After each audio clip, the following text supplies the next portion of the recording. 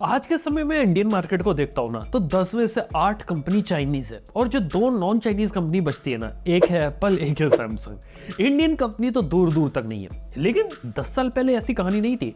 आज से 10 साल पहले इंडिया में 300 से ज्यादा स्मार्टफोन कंपनीज थी और ढेर सारे इंडिया में खुद के भी स्मार्टफोन ब्रांड्स थे। हालांकि वो बात अलग है कि ये सब लोग चाइना से माल उठा के अपना लोगो लगा के बेचा करते थे। मेजॉरिटी की एक कहानी थी। उसके बाद चाइनीज कंपनीज का एक रिवॉल्यूशन आया। ढेर सारी चाइनीज कंपनीज इंडियन मार्केट में आ गई, ओरिजिनल प्रोडक्ट्स आने लगे और लोगों ने भी देखा जहां उनको अपने पैसे की ज्यादा अच्छी वैल्यू मिल रही है, लोग वहां पे चले गए, यानी कि अफोर्डेबल प्राइस पे बेटर स्पेक्स वाले फोन के ऊपर। और इस वजह से चाइनीज कंपनीज की जो डोमिनेंस है मार्केट में होती चली गई। लेकिन इसमें जो नुकसान हुआ वो हुआ था इंडियन स्मार्टफोन कंपनीज को। काफी सारी स्मार्टफोन कंपनीज है जो मार्केट से टोटली तबाह हो गई, गायब हो गई और ले दे के आज के इंडिया के स्मार्टफोन मार्केट में सिर्फ एक ही कंपनी बचती है जो कि है लावा सरप्राइजिंगली इंडियन फोन मार्केट में अच्छा कर रही है, लेकिन फिर भी उस लेवल पर नहीं आ पाई जहां पे ये लोग कुछ और ज्यादा बड़ा कर सकते हैं। जिस चीज के कारण लावा यहाँ पे सरवाइव करी वो थी इंडिया में इन्होंने थोड़ी बहुत R&D वगैरह करना शुरू कर दिया था, प्लस इंडिया में अपनी मैन्युफैक्चरिंग वगैरह स्टैब्लिश कर दी थी, जिस कारण से लावा जैसी कंपनी यहाँ पे सरवाइव कर गई। तो आखिर किसी भी इंडियन फोन कंपनी को यहाँ पे क्या करना चाहिए कि वो मार्केट के अंदर अपनी यूनिक पोजीशन बना ले और मार्केट में चाइनीज कंपनीज को बीट कर दे। सबसे पहले तो अपने खुद के ओरिजिनल फोन्स बनाना। यार लावन कंपनी ने यहाँ पे ये किया। इसके साथ ही ज्यादातर जो इंडियन स्मार्टफोन ब्रांड्स थे वो लोग मैन्युफैक्चरिंग के ऊपर कूदे नहीं। हालांकि काफी सारी इंडियन कंपनीज आज के समय में इंडिया के स्मार्टफोन मार्केट के अंदर मैन्युफैक्चरिंग में रूल करती है। जैसे कि बात करें माइक्रोमैक्स जैसी कंपनी इंडिया के फोन मार्केट से आउट है, लेकिन माइक्रोमैक्स की एक सब्सिडरी थी भागवती इलेक्ट्रॉनिक्स जो आज के समय में स्मार्टफोन्स मैन्युफैक्चर करती है।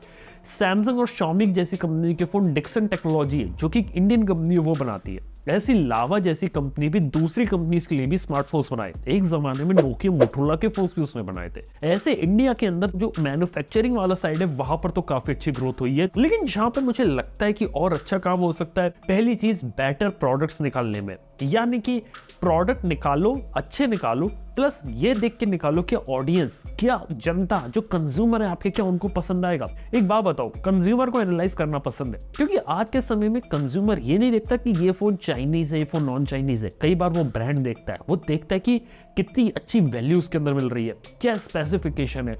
अगर उसे प्रोडक्ट अच्छा मिलेगा लोग उसे जाकर लेंगे। ये एक चीज है जो यहाँ पे इन कंपनीज को करनी पड़ेगी। इसके साथ ही चाइनीज कंपनीज को एनालाइज करना तो बहुत इंपॉर्टेंट चीज है।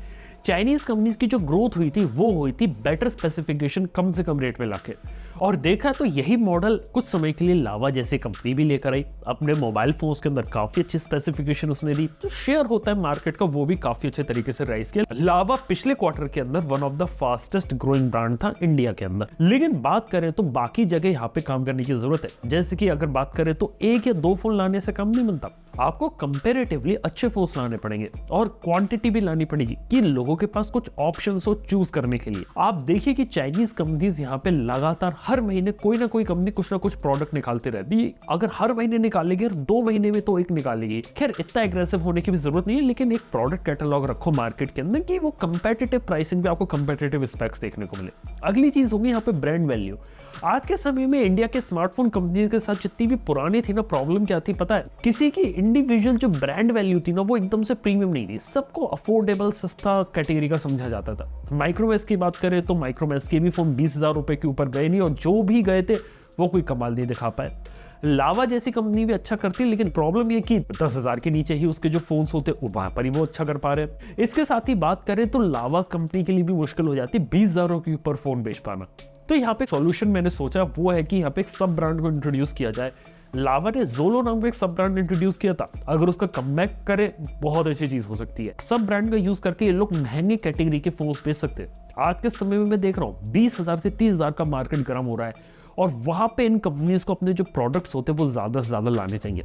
ये एक चीज है जो यहाँ पे की जा सकती है। इसके साथ ही बात की जाए तो यहाँ पे मोबाइल फोन कंपनी के साथ दिक्कत ये रहती है इंडिया की स्पेसिफिकली कि अपने प्रोडक्ट के जो नेक्स्ट वर्जन होते हैं बहुत लेट लाते हैं। लावा अग्नि 2 कब आया था? पिछले साल मई के महीने तक आ गया था। आज के समय में प्रॉब्लम बताऊं क्या है? यहाँ पे अग्नि 3 की अभी तक बात नहीं हो रही। हालांकि मुझे पता है कि शायद अग्नि 3 शायद बहुत ही जल्दी इस साल लॉन्च हो जाएगा, लेकिन फिर भी जो टाइम रहता है वो थोड़ा सा कम किया जा सकता है। एक साल स्मार्टफोन इंडस्ट्री में बहुत ही छोटा टाइम रहता है। यहाँ पे अगर वो अपना कंपेटिटिव प्रोडक्ट लाएंगे गुड प्राइसिंग के साथ तो वो कमाल कर सकता है। इसके साथ अगली चीज ये रहेगी कि ऑन पेपर स्पेसिफिकेशन पे नहीं खेलना है, एक अच्छा प्रोडक्ट लोगों को डिलीवर करना है और उसके लिए अच्छी सर्विस निकालनी है। क्योंकि आज भी इंडिया के अंदर ज्यादातर जो फोन कंपनीज है वो सर्विस में ज्यादा अच्छा परफॉर्म नहीं करती। हालांकि लावा जैसी कंपनी होम सर्विस देती जो कि बहुत अच्छी चीज है, लेकिन बाकी जगह भी अगर सर्विस में अगर काम हो आफ्टर सेल सर्विस में बहुत अच्छी चीज है।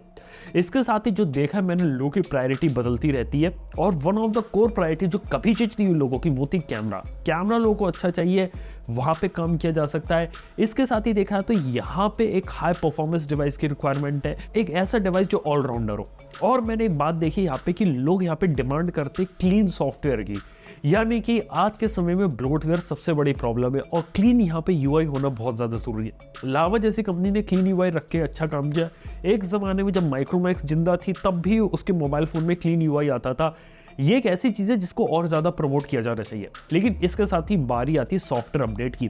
सॉफ्टवेयर अपडेट पर काम किया जाए और सॉफ्टवेयर के अपडेट रेगुलरली दिए जाए ना, ये भी एक पॉजिटिव वर्ड बनता है। और कुल मिला के बात है कि आप अच्छे और यूनिक फोन निकालो जो मार्केट के अंदर यहाँ पे केटर करे एक लार्ज ग्रुप ऑफ ऑडियंस को। यहाँ पर देखा तो कई बार हमें लगता है कि नए स्मार्टफोन कंपनीज की जगह नहीं है, लेकिन नथिंग जैसी कंपनी आती है वो अपने आप को अलग तरीके से स्टैब्लिश करती है। और देखा तो टेक्निकली नथिंग ने सब कोई ज्यादा प्रोडक्ट नहीं निकाले, लेकिन फिर भी वो मार्केट में बने उनकी बात यहाँ पर होती रहती है। ऐसी कोई चीज अगर एक इंडियन कंपनी करे तो वो काफी अच्छा काम हो सकता है। इसके अलावा बात की जाए तो जो ट्रेडिशनल कंपनीज थी वो तो कर रही है, लेकिन कोई स्टार्टअप वगैरह भी अगर आ जाए तो वो भी कमाल कर सकता है। और एक बात बताओ, एक इंडियन कंपनी अगर एक अच्छा मोबाइल फोन का प्रोडक्ट बनाए तो अगर इंडिया में वो फोन चलाना तो उससे फोन को वो बाहर दूसरी कंट्रीज में भी बेच सकते हैं, क्योंकि वहां पर भी उनके चलने के काफी ज्यादा चांसेस है। इसके साथ देखा जाए तो हाँ यार 4G का जमाना जा चुका है, 5G के ऊपर फोकस करना चाहिए।